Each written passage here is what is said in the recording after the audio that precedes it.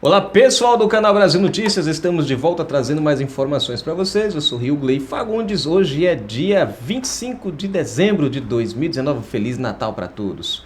Na descrição do vídeo você vai encontrar o link dessa matéria e lá também você que curte o nosso canal, quer dar uma força pra gente, pode nos ajudar depositando qualquer valor. Gente, eu tô falando um pouquinho mais baixo agora, porque minha mãe tá aqui em casa e tá descansando ali no meu quarto. Meus sobrinhos, né, que são as companhias dela, foram para casa dos pais e ela ficou sozinha. Então eu tenho que falar baixinho para ela descansar ali um pouco, né? Ela veio aqui para casa, falei, mãe, vem para cá porque, né, se ela tá sozinha aí, ela tá ali descansando. Então vou falar mais baixo agora, tá? Mas acho que o microfone vai pegar bem. Gente, vamos falar de Gregório do Vivier. O difícil vai ser eu falar sobre esse assunto baixinho. Mas vamos falar sobre Gregório do Vivier.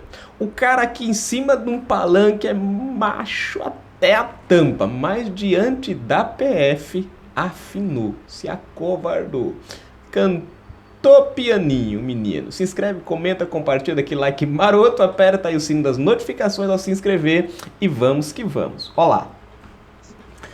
Do Vivier, que xingou Moro no palanque Lula livre, mostrou o quanto é covarde no encontro com a PF. Essa turma, gente, com o microfone na mão, são os bambambãs, mas confrontados com os fatos e a pilantrofia, aí, né, diante de uma autoridade de verdade, miam.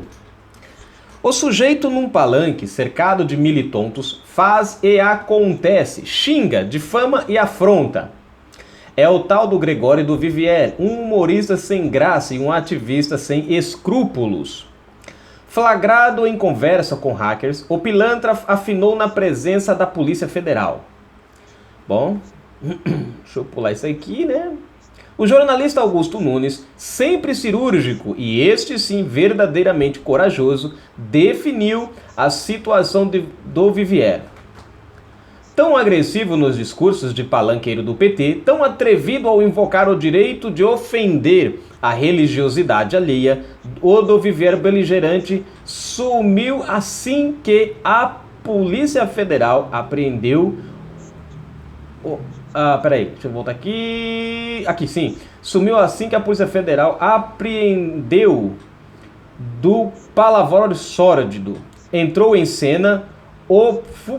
Como é que é o nome aqui, gente? Entrou em cena o pusilânime, pronto para a rendição desonrosa. Ele entregou espontaneamente todas as mensagens trocadas com o hacker, com o objetivo de cooperar com as investigações, disse o advogado Augusto de Arruda Botelho. Ao declamar sua versão no depoimento, a PF, o humorista, confirmou que certas demonstrações de covardia requerem mais coragens do que atos de bravura em combate, que rendem medalhas e condecorações. E prossegue o texto de Augusto Nunes. Vamos lá. Segundo o advogado, Gregório explicou detalhadamente que, aleatoriamente, mencionou uma série de nomes em uma conversa informal, sem qualquer intenção ou interesse de que tais nomes de fato fossem interceptados ou muito menos investigados. As menções aleatórias, fruto de mera curiosidade, não incluíram alguma professora de matemática que o perseguia, ou a namorada com quem dividiu o primeiro beijo, ou o vizinho que lhe confiscava o sono ouvindo música sertaneja no último volume. Sem saber por quê, o depoente foi logo pensando nos diretores da Globo, no governador Wilson Witzel, no juiz Marcelo Bretas, responsável pelas ações da Lava Jato no Rio, além de outros inimigos do tempo presente. É muito cinismo e pouca vergonha. E arremata brilhantemente o jornalista. O que deveria ser um depoimento foi uma piada sussurrada por um humorista apavorado. Foi também uma prova de que medo de cadeia cura insolência. E aí encerra aqui a matéria. É aquela velha história, gente. Essa turma é muito boa para falar em cima do microfone, rodeada dos seus, né, militontos pagos com dinheiro público, né? É exatamente um Lula da vida. Preso era o tal, era o cara, saiu, foi para um palanque, aí foi aquela meia dúzia de pessoas. No momento em que Lula não está acompanhado da sua turma, o que foi que aconteceu? o pau cantou lá em Paraty, a Jeripoca piou. E em outros lugares também, Lula está sendo recepcionado de forma muito carinhosamente à base de ladrão e corrupto e enfim, né? E os nomes carinhosos se estendem por aí. Gregório do Vivier, vocês lembram muito bem, no começo do ano fez um vídeo atacando e usando palavras obscenas contra o ministro Sérgio Moro. Né? Depois, esse mesmo camarada, ele é um dos criadores ali do Porta dos Fundos, o canal que inclusive a Netflix, né, está querendo trazer o filme especial de Natal, Jesus, a Primeira Tentação, que fala sobre um Jesus homossexual, que detona, né, toda a crença religiosa, transforma Maria e Deus e José num triângulo amoroso, uma total falta de respeito. Eu achei legal, gente, o Renato Aragão, uma vez no programa do Serginho Grossman, né, não sei se esse que ele faz à noite, eu vi já o vídeo outro dia, né, e tava o Gregório do Vivier e ele, e o entrevistador, o Serginho, fez a pergunta, né, se o Renato Aragão, o Didi, fazia brincadeiras nesse sentido, né? E ele disse que nunca fez, não faria e que não tinha a necessidade disso. Ou seja, o talento dele como humorista era suficiente para conquistar as pessoas, independente de ter que usar artimanhas ou artifícios que venham machucar os outros. Ele mesmo falou, inclusive, que não se faz humor quando algumas pessoas choram, fazendo pessoas chorar, né? Então, foi, vamos dizer assim, um tapa na cara do Gregório do Vivier. Ele faz uma pergunta ao Gregório do Vivier e fala assim: você tem alguma religião? O Gregório responde: não. E a resposta do Didi é bem direta. Então é por isso que, não foram essas palavras, mas é isso que a gente consegue entender. É por isso que você mexe com a religião dos outros. Porque você não sabe o que significa. Né? Então Gregório do Vivier é o cara, gente, que está causando esse escândalo no meio religioso, né? Atacando a fé cristã, atacando, enfim, todos os...